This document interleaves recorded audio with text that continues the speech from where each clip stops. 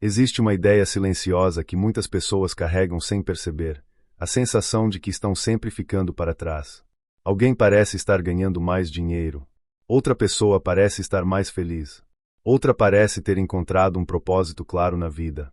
E quando abrimos o celular, essa sensação pode se intensificar ainda mais. Em poucos minutos, vemos dezenas de fragmentos da vida de outras pessoas, viagens, conquistas, relacionamentos, momentos felizes. Gradualmente, uma narrativa começa a se formar dentro da mente. A narrativa de que todo mundo está avançando, menos nós. Mas existe um detalhe importante nesse cenário que quase nunca é lembrado. O que vemos não é a vida das pessoas. É apenas uma seleção muito específica de momentos. Durante décadas, existia algo chamado privacidade natural da vida cotidiana. A maior parte das experiências humanas acontecia fora de qualquer vitrine pública. As pessoas tinham problemas, dúvidas, fracassos e períodos de incerteza, mas esses momentos não eram constantemente expostos para comparação coletiva. Hoje, criamos algo completamente novo, um ambiente onde as pessoas compartilham principalmente os momentos mais interessantes, mais bonitos ou mais bem-sucedidos de suas vidas. Isso não acontece necessariamente por maldade. É simplesmente a natureza de qualquer vitrine social. Quando alguém publica algo, normalmente escolhe aquilo que parece mais significativo ou positivo. O problema aparece quando esquecemos que estamos vendo apenas fragmentos cuidadosamente selecionados da realidade. Imagine assistir apenas aos melhores momentos de um filme e concluir que a história inteira é perfeita. Sem conflitos, sem dificuldades, sem partes confusas. Seria uma interpretação completamente distorcida da narrativa. Algo muito parecido acontece quando usamos redes sociais como referência para medir nossa própria vida.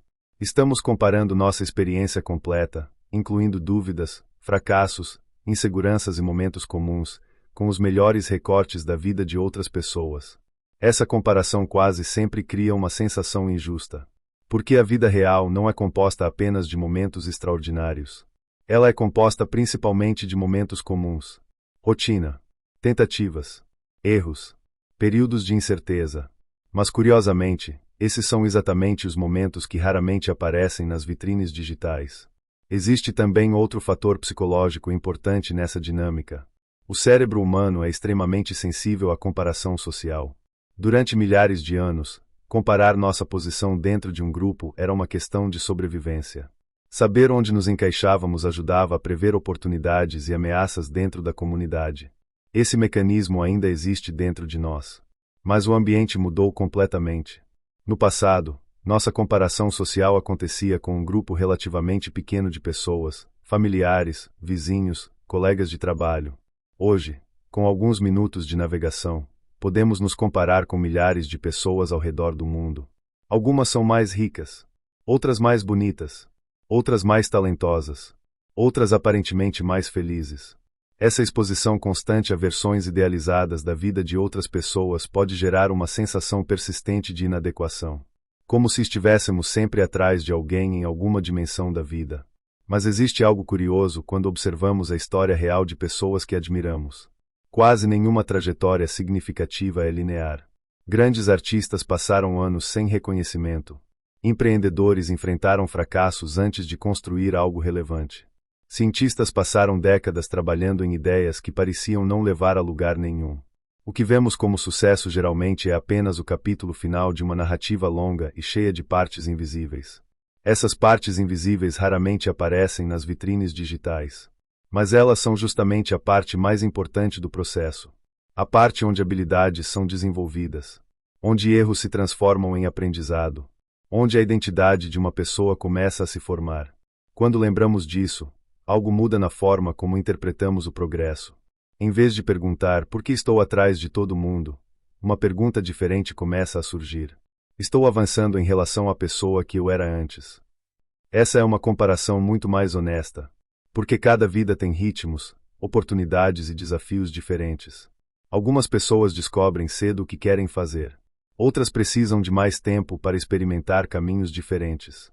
Algumas têm acesso a recursos que outras não têm. Algumas enfrentam obstáculos que quase ninguém vê. Comparar trajetórias complexas através de recortes superficiais raramente produz uma avaliação justa. Talvez o progresso real não seja algo que possa ser medido olhando para a vida dos outros.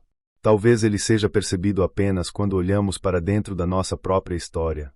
O quanto aprendemos, o quanto amadurecemos, o quanto nos aproximamos da pessoa que gostaríamos de nos tornar. Esses indicadores não aparecem em números de curtidas. Eles aparecem na forma como lidamos com desafios, na clareza das nossas escolhas e na direção que damos à nossa vida. E quando uma pessoa começa a medir seu progresso dessa maneira, algo interessante acontece.